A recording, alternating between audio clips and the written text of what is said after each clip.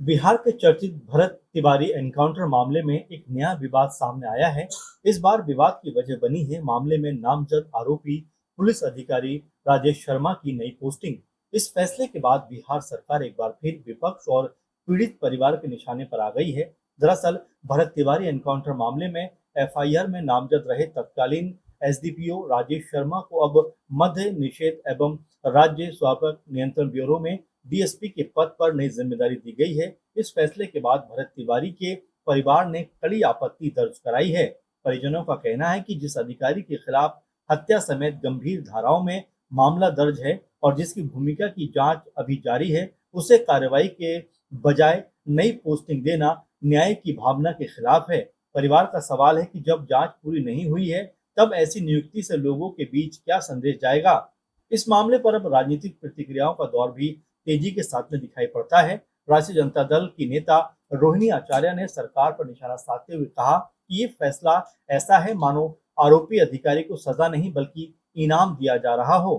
उन्होंने आरोप लगाया कि जवनिया गांव की विस्थापितों की आवाज उठाने वाले भरत तिवारी की कथित फर्जी पुलिस मुठभेड़ में हत्या के मामले में नामजद अधिकारी को नई जिम्मेदारी देना बेहद गंभीर सवाल खड़े करता है। हालांकि इस पूरे मामले का एक कानूनी पक्ष भी है। कानूनी जानकार का कहते हैं कि किसी सरकारी अधिकारी के खिलाफ केवल एफआईआर दर्ज होने भर से उसे दोषी नहीं माना जा सकता। जब तक अदालत या जांच एजेंसी किसी निष्कर्ष पर नहीं पहुंचती, तब तक कानून की नजर में वो निर्दोषी माना जाता है।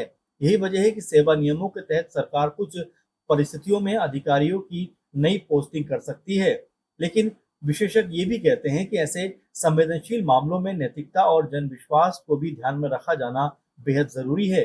गौरतलब है कि भारत तिवारी एनकाउंटर मामले की न्यायिक जांच पहले से जारी है।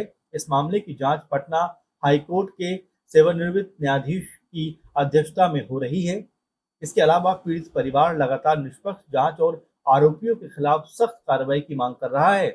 फिलहाल बिहार सरकार की ओर से इस नई पोस्टिंग को लेकर कोई विस्तृत सार्वजनिक स्पष्टीकरण सामने नहीं आया है। वहीं विपक्ष इसे कानून व्यवस्था और प्रशासनिक जवाबदेही का मुद्दा बना रहा है। अब सबकी नजर न्यायिक जांच पर है।